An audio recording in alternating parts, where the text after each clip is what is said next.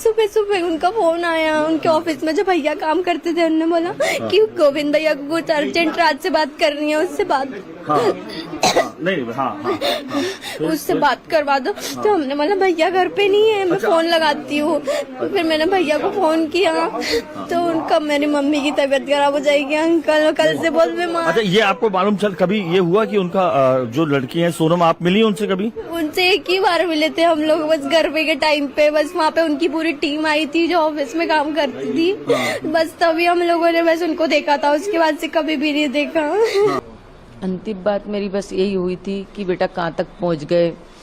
तो उन्होंने बोला था कि मम्मी अभी रास्ता में हूँ। इसके बाद में उसने बोला था कि मैं एयरपोर्ट पहुँच गया हूँ। एयरपोर्ट के बाद उन्होंने फोटो डाली थी, फोटो में मेरे को चेन दिखी थी।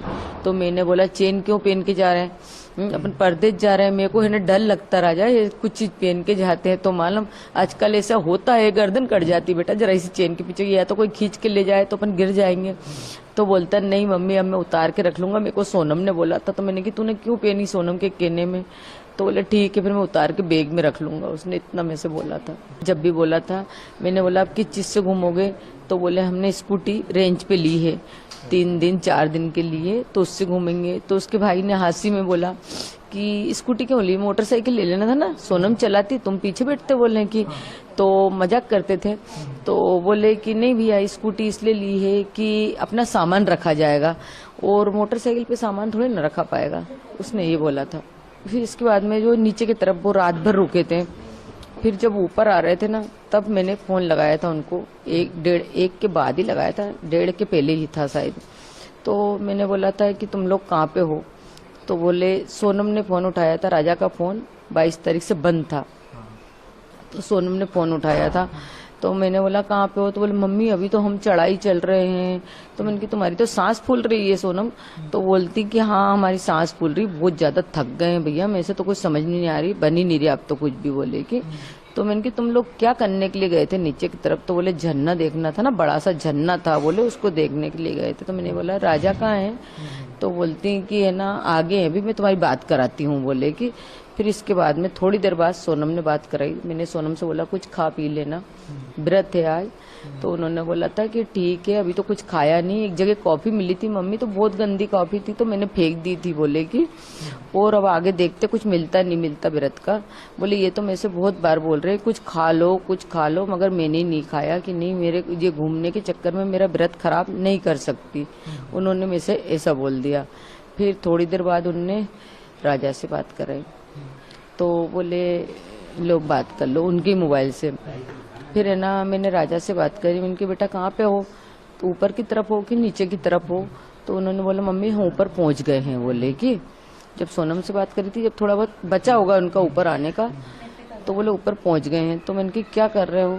तो बोले हम केले खा रहे हैं। तो मैंने कहा खा लेना बेटा, टाइम से कुछ खाते पीते रहना। तो बोले हाँ केला खा रहा हूँ। पहले तो उसने हूँ करी, तो मैंने बोला हूँ क्या कर रहा है, मैं इतने हंस के बात कर रही हूँ तैसे तू हूँ कर रहा है। तो बोलता कि कहीं नहीं मैं केले खा रहा था। तो मैंने कि कब आओगे? बस अब जहाँ से थोड़ी देर बाद तो यहाँ से निकलेंगे। तो मैंने घर कब आओगे? तो बोले 2 दिन बाद आएंगे। मैंने उससे भी यही बात करी, ऊपर की तरफ क्या देखने आए, नीचे की तरफ क्या देखने गए थे? तो उन्होंने बोला ऊपर से ऊंचाई से अच्छा दिखता है, नीचे तो मतलब हम गए थे रात भर रुके, तो ऊपर तो अब हम जाएंगे तो रूम तरफ ही जाएंगे ना, उनके होटल तरफ जाने के लिए ही आए थे। मेरे को ये नहीं पता था कि ऊपर से आते तो जाते हैं नीचे से जाते हैं, ये मेरे को नॉलेज नहीं था, इसलिए मैं उससे ऐसी बातें कर रही थी मतलब। तो बोले ठीक है मम्मी। तो मैंने बोला बेटा फोटो भेजो। तो बोले मम्मी नेटवर्क की प्रॉब्लम है, क्योंकि उसके पास का फोन तो बंद था और सोनम ने उसको बोल रखा था कि तुम्हारे फोन में तो नेटवर्क आता नहीं है, तो उसने रख लिया था। तो बोले कि है ना मैंने कि एक काम करो वीडियो कॉलिंग करके दिखाओ कि ऐसी लोकेशन है, किस जगह पे हो तुम, कौन सा जंगल है बताओ तो मेरे को। तो बोले मम्मी नहीं, बोले अभी बाद में दिखाऊंगा, उसने इतना बोला। इसके बाद में कोई बात बंद। मैं बोलती भैया मेरा बच्चा कभी ऐसा काम नहीं कर सकता, मेरा बच्चा कभी ऐसा काम नहीं कर सकता भैया, कभी ऐसा काम नहीं सकता। 20 साल की उसको मेरे भैया, जब से हम सुना 3 दिन से हम पानी नहीं पिए, जब से मेरा बच्चा गया परसों के दिन से, न मेरी बच्चियां न मेरी बच्ची छोटी वाली गिर के बेहोश हो जाती है। हमारा वही जिम्मेदार है, वही हमारा सब कुछ था। हमारे पति शांत हो गए भैया, इकलौता बेटा था और मेरे कोई आगे पीछे भैया। आप उनकी माँ हैं, आप मतलब कि सोनम से कोई बातचीत करते थे कभी वो फोन आप पे? भैया कोई ना काम करता तो सोनम के भाई के यहाँ काम करता तो वो भी वही फैक्ट्री में वो भी काम करती थी। अब काम कर रहे में आप भी तो बात करोगे, कोई बात करेगा तो तुम भी बात करोगे। तो आपके घर झूठा फंसाया जा रहा झूठा फंसा दिया भैया मेरे बच्चे को। 20 साल के बच्चे से कहाँ कार करता है, वो ऐसा बच्चा है भैया जैसे सब्जी कोई बेचता ना और उसके पैर में जूता चप्पल न हो, देख लेता तो अपने चप्पल जूता उतार के दे देता था।